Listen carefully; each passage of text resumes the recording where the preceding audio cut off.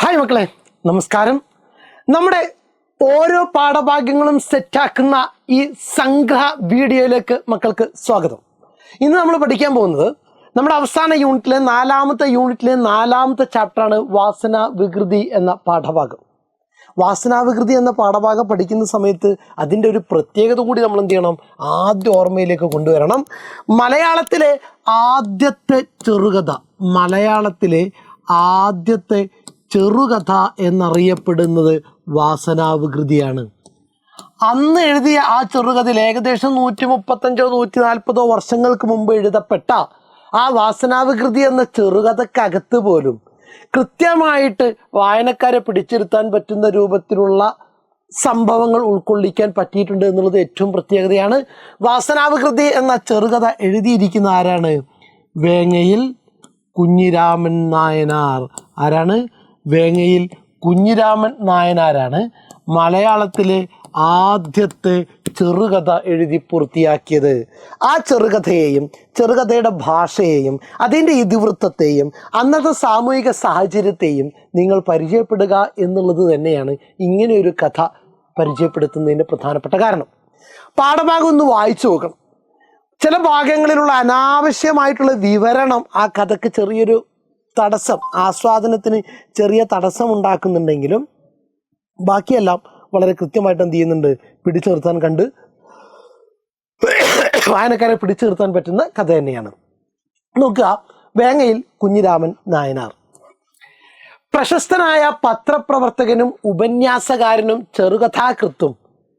കേസരി, വജ്രസൂചി, വജ്രബാഹു എന്നീ തൂലികാനാമങ്ങളിൽ അദ്ദേഹം കൃതികൾ പ്രസിദ്ധീകരിച്ചിരുന്നു.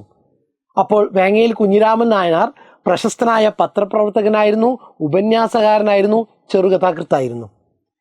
അദ്ദേഹം തന്നെ കേസരി എന്ന പേരിലും വജ്രസൂചി എന്ന പേരിലും വജ്രബാഹു എന്നീ തൂലികാനാമങ്ങളിൽ കൃതികൾ പ്രസിദ്ധീകരിച്ചിരുന്നു.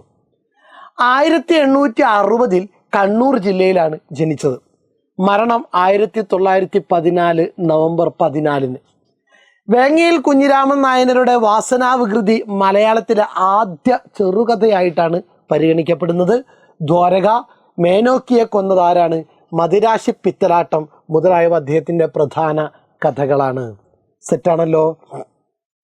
നോക്കുക, പാഠസംഗ്രഹം.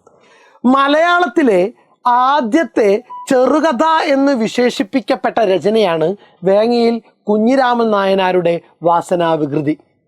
ഇക്കണ്ടക്കുറുപ്പ് എന്ന മോഷ്ടാവ് തൻ്റെ ജീവിത കഥ ആത്മഭാഷണ രീതിയിലൂടെ അവതരിപ്പിക്കുന്നതാണ് ഈ കഥ. തനിക്ക് ജീവിതത്തിനിടയിൽ നേരിട്ട അപമാനങ്ങളും അബദ്ധങ്ങളും പീഡനങ്ങളും നർമ്മം കൊണ്ട് മധുരമാക്കുകയാണ് കഥാകാരൻ. തനിക്ക് ജീവിതത്തിനിടയിൽ നേരിട്ട അപമാനങ്ങൾ, അബദ്ധങ്ങൾ, പീഡനങ്ങൾ ഇത് നർമ്മത്തിലൂടെ നമ്മുടെ മുന്നിൽ എന്ത് ചെയ്യാണ്, അവതരിപ്പിക്കുകയാണ്. തൻ്റെ പ്രവൃത്തിക്ക് ലഭിച്ച പ്രതിഫലമാണ് അതൊക്കെയെന്ന് കഥാപാത്രം തിരിച്ചറിയുകയും ചെയ്യുന്നുണ്ട്. കൊച്ചി ശീമയിൽ കാടിൻ്റെ അരികിലായിരുന്നു നമ്മുടെ കള്ളനായ കുറുപ്പിൻ്റെ വീട്.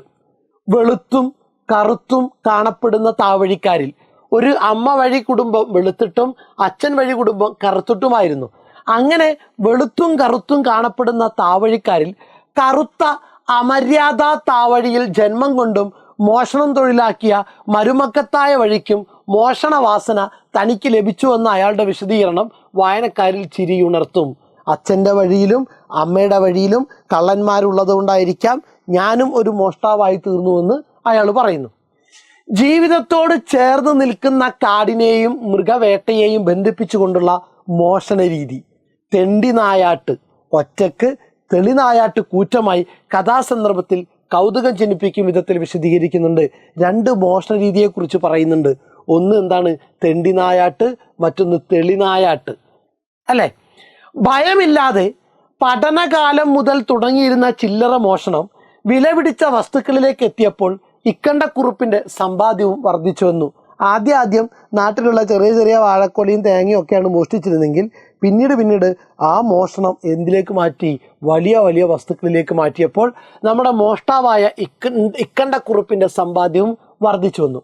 ഒടുവിൽ തൃശ്ശിവപ്പേരൂരിനടുത്ത് ഒരു നമ്പൂതിരി ഇല്ലത്ത് നടത്തിയ കളവാണ് വഴിത്തിരിവായത്. നമ്പൂതിരിയുടെ മകൻ തന്നെയായിരുന്നു മോഷണത്തിന് കൂട്ട്. നമ്പൂതിരിക്ക് കൊടുക്കാൻ മകൻ്റെ പക്കലേൽപ്പിച്ച ഉറക്കമരുന്ന് അയാൾ കുറേ കൂടുതൽ കൊടുത്തതിനാൽ നമ്പൂതിരി മരിച്ചു പോകുന്നു. സംഗതി പുലിവാലായി. പോലീസ് കേസായപ്പോൾ മോഷ്ടാവ് കളവ് മുതലെല്ലാം കാമുകിയായ കല്യാണിക്കുട്ടിക്ക് നൽകി മദിരാശിയിലേക്ക് ഒളിവിൽ പോകുന്നു. എന്താണ്? നമ്പൂതിരിയുടെ മകൻ ഒരു കൊട്ടേഷൻ ഏൽപ്പിച്ചു, മോഷണത്തിന് കൂട്ട്. നമ്പൂതിരിക്ക് രാത്രി ഉറങ്ങാൻ വേണ്ടിയിട്ട് മകൻ്റെ പക്കലേൽപ്പിച്ച ഉറക്കമരുന്ന് അയാൾ കുറച്ച് കൂടുതൽ കൊടുത്തു. അച്ഛൻ കുറച്ച് കൂടുതൽ നേരം കിടന്നുറങ്ങിക്കോട്ടെ വിചാരിച്ചു. പക്ഷേ അച്ഛൻ നമ്പൂതിരി മരിച്ചു പോകുന്നു. ആകെ പുലിവാലായി. പോലീസ് കേസായപ്പോൾ മോഷ്ടാവ് കളവ് മുതലെല്ലാം കാമുകിയായ കല്യാണിക്കുട്ടിക്ക് നൽകി മദിരാശിയിലേക്ക് ഒളിവിൽ പോകുന്നു. കളവ് മുതലിൽ നിന്ന് കിട്ടിയിരുന്ന രത്നം പതിച്ച മോതിരം കഥാനായകൻ കാമുകിക്ക് സമ്മാനിച്ചുവെങ്കിലും പ്രേമാധിക്യത്താൽ അവൾ അത് അയാളുടെ വിരലിൽ തന്നെ ഇട്ടുകൊടുത്തിരുന്നു. അതിൽ നിന്ന് കിട്ടിയ ഒരു മോതിരം, ആ മോതിരം കാമുകൻ്റെ നമ്മുടെ കള്ളൻ്റെ കയ്യിൽ തന്നെ എന്ത് ചെയ്ത് ഇട്ടുകൊടുത്തു. ഈ മോതിരമാണ് നമ്മുടെ കഥക്കകത്ത് കള്ളനെതിരെയുള്ള വില്ലനായി മാറുന്നത്. വിരലിൽ നിന്ന് ഊർന്നു വീഴുന്നതായിരുന്നു ആ മോതിരം. കഥാനായകൻ മദിരാശിയിൽ ഒളിവിൽ കഴിഞ്ഞുകൂടുന്ന കാലം സവാരിക്കിടയിൽ ഒരു സുന്ദരിയെ കണ്ട് വാ പൊളിച്ചു നിന്ന ഒരുവന്റെ പോക്കറ്റ് അടിച്ചു. ഇടത് പോക്കറ്റിൽ നിന്ന് കിട്ടിയ നോട്ട് പുസ്തകവുമായി മടങ്ങി. വിരലിൽ പാകമല്ലാതിരുന്ന മോതിരം അയാളുടെ പോക്കറ്റിൽ വീണത് നമ്മുടെ കള്ളൻ അറിഞ്ഞതേയില്ല. അങ്ങനെ മദിരാശിയിലേക്ക് ഇറങ്ങി നടക്കുമ്പോഴാണ് ഒരു ടൗണിൽ വെച്ച് ഒരുത്തൻ ഇങ്ങനെ വായ നോക്കി നിൽക്കുന്നത് കണ്ടത്. അയാളുടെ പോക്കറ്റ് കൈയിട്ട് പോക്കറ്റിൽ നിന്ന് എന്ത് ചെയ്ത് ഒരു സാധനം മോഷ്ടിച്ചെടുത്ത്. അങ്ങനെ മോഷ്ടിച്ചെടുക്കുന്ന സമയത്ത് ഒരു ബോട്ട് ബുക്കാണ് എന്ത് ചെയ്തത് കയ്യിൽ കിട്ടിയത്. അത് കയ്യിൽ കിട്ടിയ സമയത്തോ ഇയാളുടെ കയ്യിൽ തൻ്റെ കാമുകി ഇട്ടുകൊടുത്ത മോതിരം എന്ത് ചെയ്തിട്ടുണ്ടായിരുന്നു? കളഞ്ഞു പോയിട്ടുണ്ടായിരുന്നു. ആ പോക്കറ്റിനകത്തേക്ക് വീണു പോയിട്ടുണ്ടായിരുന്നു. ഇനി കഥാനായകൻ മദിരാശിയിൽ ഒളിവിൽ കഴിഞ്ഞുകൂടുന്ന കാലം പറഞ്ഞു നമ്മൾ. രാത്രി വീട്ടിലെത്തി മോതിരത്തെ പറ്റി ഓർമ്മിച്ചപ്പോഴാണ് അത് കാണാതായതെന്ന് മനസ്സിലായത്. അബദ്ധമാണെന്ന് ഓർക്കാതെ മോതിരം കളഞ്ഞുപോയെന്ന് കരുതി അതേ മോതിരത്തെ ചൊല്ലി പോലീസ് സ്റ്റേഷനിൽ പരാതി നൽകി. മുറിയിലെത്തി വിശ്രമിക്കുകയായിരുന്ന ഇക്കണ്ടക്കുറുപ്പിനെ പോലീസ് കസ്റ്റഡിയിലെടുക്കുകയായിരുന്നു. പോലീസുകാരൻ്റെ പോക്കറ്റിലായ മോതിരമാണ് തൻ്റെ അറസ്റ്റിന് കാരണമായതെന്ന് അയാൾക്ക് വൈകിയേ മനസ്സിലായുള്ളൂ. 6 മാസം തടവും 12 അടിയുമാണ് ശിക്ഷയായി അയാൾക്ക് അന്ന് ലഭിച്ചത്. തൻ്റെ ബുദ്ധിയില്ലായ്മയാണ് മോഷണങ്ങൾ തെളിയാൻ കാരണമായത് എന്ന തിരിച്ചറിവ് ആ തൊഴിലുപേക്ഷിച്ച് പാപമോചനത്തിനായി തീർത്ഥാടനം നടത്താൻ തീരുമാനിക്കുന്നിടത്ത് കഥ അവസാനിക്കുന്നു. കറുപ്പിൽ നിന്ന് വെളുപ്പിലേക്കുള്ള, അമര്യാദയിൽ നിന്ന് മര്യാദയിലേക്കുള്ള, തിന്മയിൽ നിന്ന് നന്മയിലേക്കുള്ള മാറ്റം ഏതു വായനക്കാരൻ്റെ മനസ്സിനെയും ആകർഷിക്കും.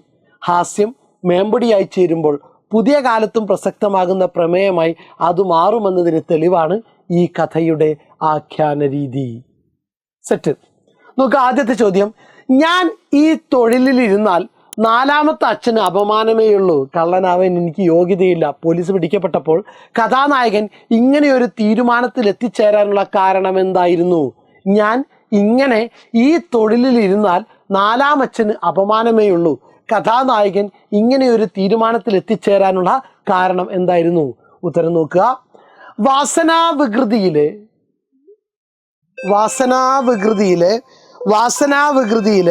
ഇക്കണ്ടക്കുറുപ്പ് ഈ ആത്മഭാഷണം നടത്തുന്നത് മോഷണം തൊഴിലാക്കിയതിന് ലഭിച്ച ശിക്ഷയ്ക്ക് ശേഷമാണ്. അച്ഛൻ്റെയും അമ്മയുടെയും താവഴി പാരമ്പര്യമനുസരിച്ച് നല്ല മോഷണ പാരമ്പര്യമുള്ളവനാണ് ഇക്കണ്ടക്കുറുപ്പ്. സംഘം ചേർന്നുള്ള ദീവട്ടിക്കൊള്ളയേക്കാൾ മോഷ്ടിച്ച മുതൽ പങ്കുവെക്കാതെ സ്വന്തമാക്കുന്ന ഒറ്റക്കുള്ള മോഷണത്തിലായിരുന്നു ഇക്കണ്ടക്കുറുപ്പിന് താല്പര്യം. സെറ്റാണല്ലോ. നവീന രീതി, പുതിയ മാർഗം പിന്തുടർന്ന ഇക്കണ്ടക്കുറുപ്പ് തൊണ്ടി മുതൽ കാമുകി കല്യാണിക്കുട്ടിക്ക് സമ്മാനമായി നൽകി. അതിൽ നിന്ന് അവൾ വിരലിൽ അണിയിച്ച ഊരാഞ്ചാടി മോതിരം മറ്റൊരു മോഷണ ശ്രമത്തിനിടെ നഷ്ടമായത് പോലീസിൽ പരാതി കൊടുക്കാൻ തോന്നിയ വിഡ്ഢിത്തം സ്വയം കുഴിയിൽ ചാടുന്നതിന് വഴിയൊരുക്കുന്നു. മഹിതമായ മോഷണ പാരമ്പര്യമുണ്ടായിട്ടും വിഡ്ഢിത്തം കാണിച്ച് പിടിക്കപ്പെട്ട താൻ ഇനിമേൽ ആ പാരമ്പര്യ മഹിമക്ക് അർഹനല്ല എന്ന് നായകൻ സ്വയം വിലയിരുത്തുന്നു. തൻ്റെ വിഡ്ഢിത്തത്തെക്കുറിച്ചുള്ള നായകൻ്റെ ആത്മനിന്ദയാണ് ഈ പ്രതികരണം. എന്താണ്? ഈ തൊഴിലിലിരുന്നാൽ 4ാം അച്ഛന് അപമാനമേ ഉള്ളൂ എന്ന തോന്നലിലേക്ക് കൊണ്ടെത്തിച്ചത് എന്തായിരുന്നു? ഉത്തരം വാസനാവികൃതിയിലെ നായകനായ ഇക്കണ്ടക്കുറുപ്പ് ഈ ആത്മഭാഷണം നടത്തുന്നത് മോഷണം തൊഴിലാക്കിയതിന് ലഭിച്ച ശിക്ഷയ്ക്ക് ശേഷമാണ്. കുറേ കാലം കട്ടപ്പം തോന്നിയ കുറ്റബോധമല്ല, ശിക്ഷ കിട്ടിയപ്പോഴാണ്. അച്ഛൻ്റെയും അമ്മയുടെയും താവഴി പാരമ്പര്യം അനുസരിച്ച് നല്ല മോഷണ പാരമ്പര്യമുള്ളവനാണ് ഇക്കണ്ട കുറുപ്പ്. സംഘം ചേർന്നുള്ള ദീവട്ടിക്കൊള്ളയേക്കാൾ മോഷ്ടിച്ച മുതൽ പങ്കുവെക്കാതെ സ്വന്തമാക്കുന്ന ഒറ്റക്കുള്ള മോഷണത്തിലായിരുന്നു ഇക്കണ്ട കുറുപ്പിന് താല്പര്യം. നവീന രീതി, പുതിയ രീതി പിന്തുടർന്ന ഇക്കണ്ട കുറുപ്പ് തൊണ്ടി മുതൽ കാമുകി കല്യാണിക്കുട്ടിക്ക് സമ്മാനമായി നൽകി. അതിൽ നിന്ന് അവൾ വിരലിൽ അണിയിച്ച ഊരാഞ്ചാടി മോതിരം മറ്റൊരു മോഷണ ശ്രമത്തിനിടെ നഷ്ടമായത് പോലീസിൽ പരാതി കൊടുക്കാൻ തോന്നിയ വിഡ്ഢിത്തം സ്വയം കുഴിയിൽ ചാടുന്നതിന് വഴിയൊരുക്കുന്നു. മഹിതമായ മോഷണ പാരമ്പര്യമുണ്ടായിട്ടും വിഡ്ഢിത്തം കാണിച്ച് പിടിക്കപ്പെട്ട താൻ ഇനിമേൽ ആ പാരമ്പര്യ മഹിമക്ക് അർഹനല്ല എന്ന് നായകൻ സ്വയം വിലയിരുത്തുന്നു. തൻ്റെ വിഡ്ഢിത്തത്തെക്കുറിച്ചുള്ള നായകൻ്റെ ആത്മനിന്ദയാണ് ഈ പ്രതികരണം. സെറ്റ്. നെക്സ്റ്റ് ക്വസ്റ്റ്യൻ നോക്കുക. ദ്വേധാ നാരായണീയം. നമ്മുടെ പാഠഭാഗത്തിനകത്ത് ഇടയ്ക്ക് ഉപയോഗിക്കുന്ന ഒരു പ്രയോഗമാണ് ദ്വേധാ നാരായണീയം എന്ന ശൈലി കഥാസന്ദർഭത്തിന് ഇണങ്ങും വിധം വാസനാവികൃതി എന്ന കഥയിൽ ഉപയോഗിച്ചിരിക്കുന്നത് എങ്ങനെയെന്ന് വിശദീകരിക്കുക. നോക്കുക, വായനക്കാരെ രസിപ്പിക്കുക എന്ന ലക്ഷ്യം മാത്രം മുന്നിൽ കണ്ട് എഴുതിയ ആദ്യകാല കഥകളിൽ മിക്കതിലും പതിവ് രീതിയായിരുന്നു പഴഞ്ചൊല്ലുകളുടെയും ശൈലികളുടെയും ഉപയോഗം. ആദ്യകാല ചെറുകഥകളിലൊക്കെ ഇങ്ങനെ പഴഞ്ചൊല്ലുകളും ശൈലികളും കാര്യമായിട്ട് ഉപയോഗിക്കാറുണ്ട്. വാസനാവികൃതി എന്ന കഥയിൽ വേങ്ങയിൽ കുഞ്ഞിരാമൻ നായനാർ വളരെ ഔചിത്യപൂർവം സരസതയോടെ ദ്വേധാ നാരായണീയം എന്ന ശൈലിയും ഉപയോഗിച്ചിരിക്കുന്നു. മഹാവിഷ്ണുവായ നാരായണനെ കുറിച്ച് മേൽപ്പത്തൂർ നാരായണൻ എഴുതിയ കൃതി എന്ന അർത്ഥത്തിൽ ദ്വേധാ നാരായണീയം എന്ന് പറയാറുണ്ട്. എന്നാൽ കഥയിലെ നായകൻ അച്ഛൻ്റെ പാരമ്പര്യത്തിൽ കുപ്രസിദ്ധ കള്ളനായ ഇക്കണ്ട കുറുപ്പിൻ്റെയും അമ്മയുടെ പാരമ്പര്യത്തിൽ കുപ്രസിദ്ധ കള്ളനായ ഇട്ടി നാരായണൻ നമ്പൂതിരിയുടെയും മോഷണവാസന ജന്മനാ കിട്ടിയവനാണ്. മക്കത്തായ വഴിയിലും അച്ഛൻ്റെ വഴിയിലും മരുമക്കത്തായ വഴിയിലും അമ്മയുടെ വഴിയിലും രണ്ട് മാർഗത്തിലും കള്ളനായവൻ. അതുകൊണ്ടാണ് ദ്വേധ എന്നിവിടെ പ്രയോഗിച്ചിരിക്കുന്നത്.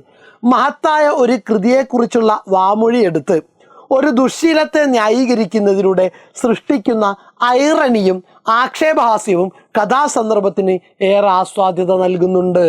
അത്ര മതി. നോക്കുക, വായനക്കാരെ രസിപ്പിക്കുക എന്ന ലക്ഷ്യം മാത്രം മുന്നിൽ കണ്ടെഴുതിയ ആദ്യകാല കഥകളിൽ മിക്കതിലും പതിവ് രീതിയായിരുന്നു പഴഞ്ചൊല്ലുകളുടെയും ശൈലികളുടെയും ഉപയോഗം. വാസനാവികൃതി എന്ന കഥയിൽ വേങ്ങയിൽ കുഞ്ഞിരാമൻ നായനാർ വളരെ ഔചിത്യപൂർവം സരസതയോടെ ദ്വേധാ നാരായണീയം എന്ന ശൈലി ഉപയോഗിച്ചിരിക്കുന്നു.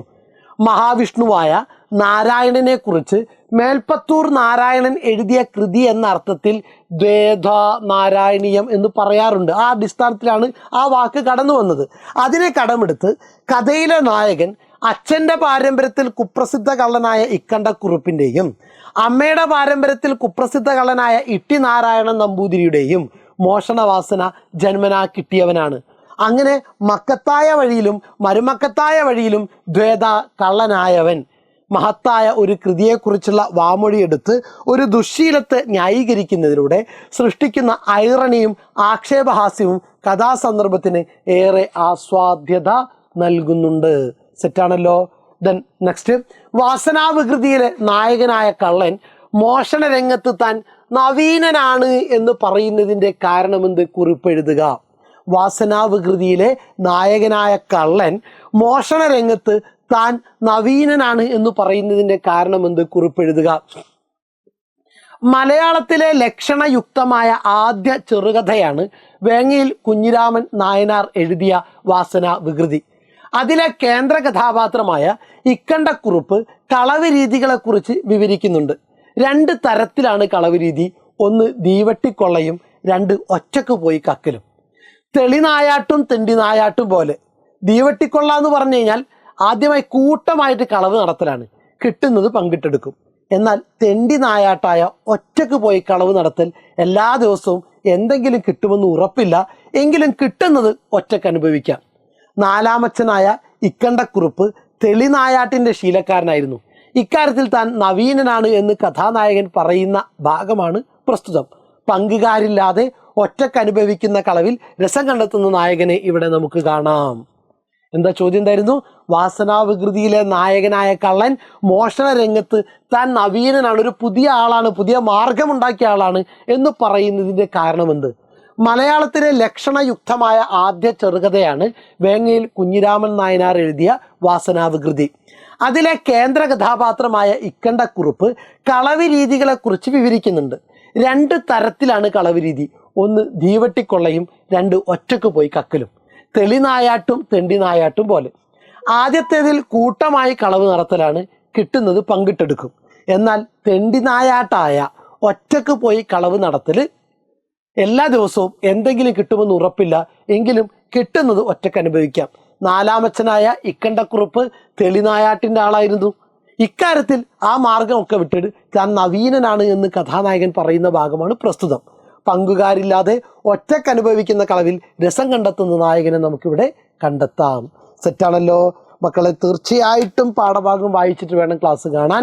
നിങ്ങളുടെ വിലയേറിയ അഭിപ്രായങ്ങളും നിർദ്ദേശങ്ങളും എന്ത് ചെയ്യുക? താഴെ കമൻറ്റ് ബോക്സിൽ രേഖപ്പെടുത്താം. Okay, thank you.